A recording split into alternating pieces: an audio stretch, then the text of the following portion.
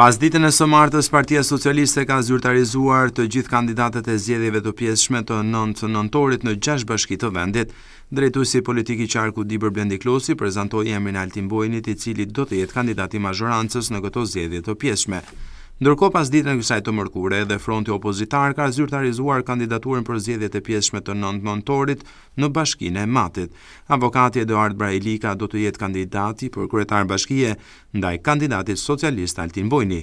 Brajlika është i diplomuar për drejtësi dhe aktualisht punon si avokat, ndërsa më herët ka mbajtur poste të ndryshme në administratën publike, si drejtori i burgut në Burrel, i shërbimit të provës dhe i zyres juridike në Bashkinë Mat, në kohën kur kjo e fundit drejtohej nga kryebashkiaku Nezir Rizvani.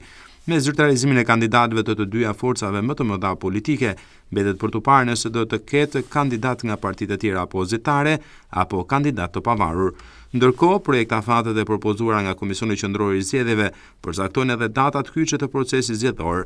11 tetor është afati i fundit për regjistrimin e partive politike që do të marrin pjesë në zgjedhje, 16 tetor është afati për regjistrimin e koalicioneve zgjedhore dhe data 19 tetor është afati për dorëzimin e dokumentacionit të kandidimit për individët që synojnë postin e kryetarit të bashkisë.